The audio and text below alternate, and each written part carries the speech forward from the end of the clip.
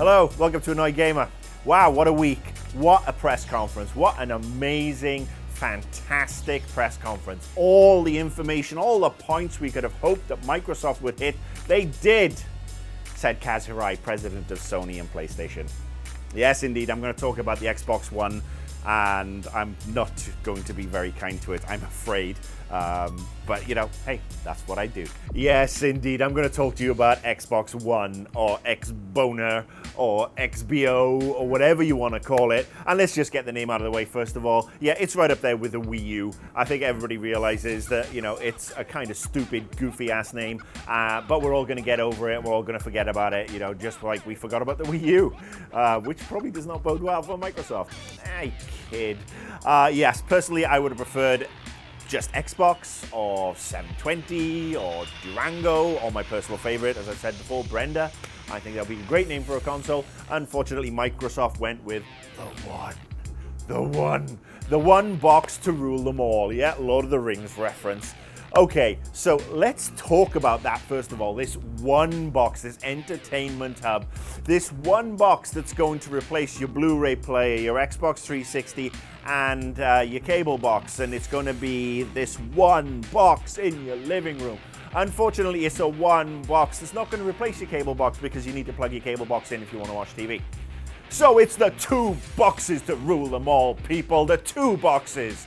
Well, actually not so much, because the Xbox One comes with a 500 gigabyte hard drive that has to handle 3 operating systems and installs for every game. That's right, an install for every game. Now, we don't know how big these installs are yet. They could be 4 gig.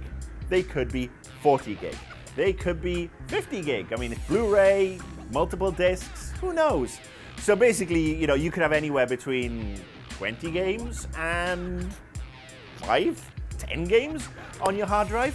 But don't worry, you can swap the hard drive out. Oh, no, you can't. Sorry, you can't change the hard drive that's internal. But guess what? You can add external hard drives through the little ports that they come with the Xbox One. So, if you're a hardcore gamer, this is great. The one box to rule them all, actually the two box to rule them all, becomes the two box to rule them all with lots of little boxes around them. Let's talk about Kinect, because in the new Xbox One, 2, 3, 4, 5, 6, Kinect's always on. Kinect's going to be listening to you. Kinect's going to recognize your voice. It's going to recognize your heartbeat. Kinect is HAL from 2001: A Space Odyssey. Now, Microsoft will say, well, you know, it's Kinect and we're going to have these ultra-secure servers, and, you know, Xbox will be running this version of Windows OS, probably, and that's really unhackable. I just want to let that sink in, yeah. This is my supposition. I don't really want an always-on web camera in my living room. I mean, I have one that's built into my laptop, but I can go, you know, I can just turn it off. I can turn it off and still play games and do whatever I want and fat, or whatever it is, and not have to worry about somebody hacking it because, you know, I know the antivirus is up to date and all these other things. Yeah, with Kinect, I am a little concerned about that. I mean, there was a case not so long ago here in the US of a school system getting sued because they'd supplied laptops to school kids and were using remote access programs to turn them on and watch what the kids were doing. So yeah, Kinect 2.0 is a hack away from a multi-billion-dollar civil rights lawsuit, in my opinion. Let's talk about, well, there's TV. I mean, you know, I'm buying a $300, $400, $500 box that's going to power games. I really want to see Drew Carey on there. But I mean, it's just ridiculous that, you know, it's like, oh, watch TV.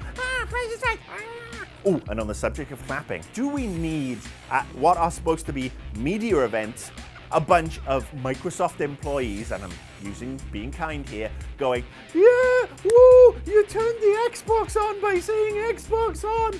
Oh, fantastic. You snapped something. Oh, wonderful. Oh, I'm coming. Oh. For me, it's a personal issue every time I go to any media conference, because this is the problem. They don't just let the media in. They have their employees who are there to, yes, you will cheer, you will do this, or you will get beaten with a Zune. And they'll have those in, and then of course they'll let the fans in, the community, who really, you know, no offense, have no place at a media reveal event, press conference, whatever you want to call it. That's a major issue for me, and it was really kind of off-putting. Now let's move on to the other content that they showed. They showed the TV stuff. They showed the NFL, the 10th most popular sport in the world, by the way. Yeah, let's talk about that. $400 million for NFL-related stuff for the 10th most popular based on viewership and based on playing. 10th most popular sport in the world. Europe? Remember those guys? You know, that huge fucking continent where, guess what? People buy a lot of Xboxes and, you know, they do play the games too. Oh, it's an American-centric event, blah, blah, blah. You know what? No, if you want to go after a global worldwide audience, why on earth would you do nothing that caters to a potential audience of hundreds of millions of people? Yeah, I mean, I got a bunch of people on Twitter saying it's like, yeah, well, I'm tuning in from England or France or Germany or Australia or whatever, and there's nothing for me. Because again, a lot of this content, the TV stuff, all these other things, they probably won't happen in Europe at launch. They probably won't happen for a while. Yeah, let's talk about the messaging, the post-reveal messaging. Let's talk about the cock-up that was the post-reveal, because I am an XPR guy and I tend to notice these things. And you know, if you have a reveal, if you spend couple of $1 million or more on something that's going to be a big announcement, you basically have your execs or whoever you're putting in front of the cameras and at the round tables directly after the event, because that's what Microsoft did. You have them buttoned down on every answer that they're going to give. Let's talk about Phil Harrison first. Phil Harrison was the guy who was pretty much, you know, around and heavily involved with the PlayStation 3 launch. That went well, didn't it? And then he left Sony in 2008, and since he left, Sony kind of got their act together, and the PS4 launch, or the reveal rather, was night and day better than this one in this humble person's opinion. And yet, Phil's there again.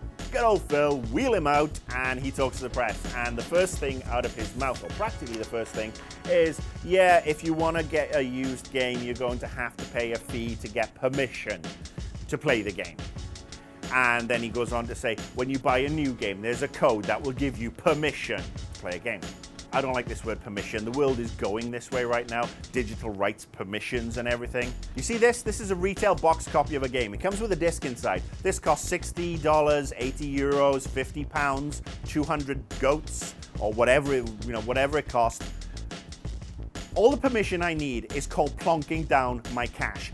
I have already got permission to play the fucking thing. This is my copy. What I do with my copy is my own business. If after I've completed a game, I want to give it to somebody else, I will give it to somebody else. It's what you do. It's how grassroots opinion of a game develops. Now we know why Electronic Arts cut the online pass last week. It's like, yes, we're Electronic Arts. We've cut the online pass. And guess what? We're here at the Microsoft Xbox press conference. And you're going to pay for used games. So, seriously, I mean, we were expecting something from EA, but obviously this level of douchebaggery is now being, added to by Microsoft. And people will say, oh, well, you can't do that with PC stuff and Steam stuff and whatever, dude, and blah, blah, blah. Well, you know what? If I buy something digitally, I don't expect to pass it off to somebody. But if I actually go to a store and I have a hard copy of something, I am going to give it to somebody else once I finish playing it. And then let's talk about, how do you get this permission? You enter a code. And what happens? Well, the code gets validated. How does it get validated? Because the Xbox One is online. Is it always online? No. Well, yeah. Maybe. How often does it have to be online? Well, it could be, it can't be forever offline, or otherwise you just won't be able to play any games. So, yeah, once a week, once a month, once a day. And again, these are the answers that were coming out of the likes of Phil Harrison.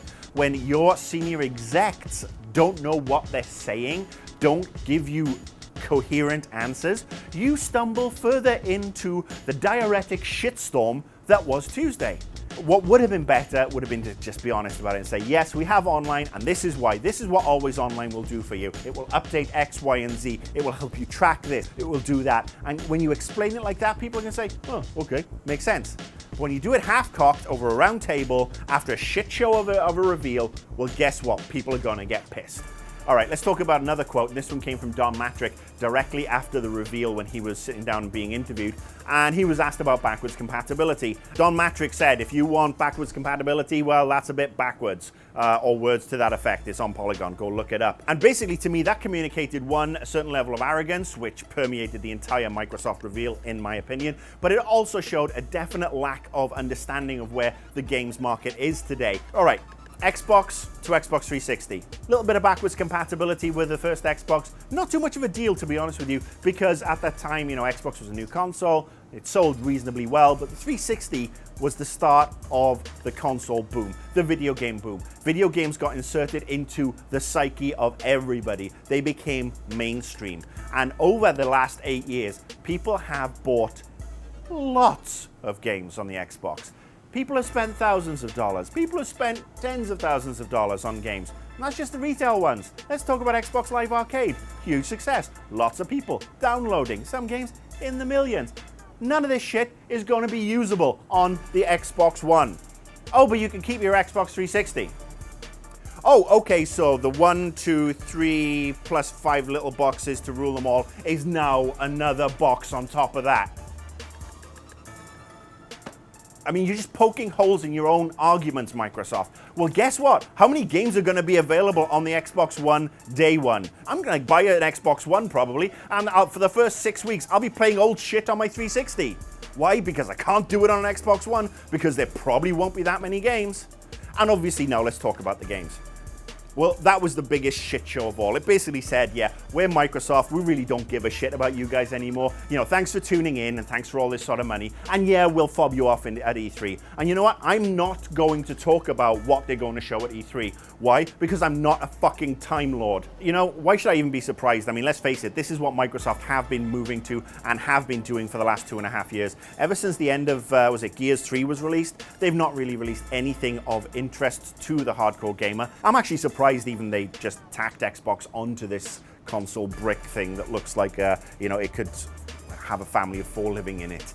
But as of right now, you only get one chance to make a first impression. Microsoft had that chance and screwed it hard and uncomfortably so. Okay, that's almost it for this week. A little bit of housekeeping. Obviously, I did also mention during the show that I said online passes and season passes and everything, and I got everything mixed up with EA last week. It was, of course, online passes that they got rid of.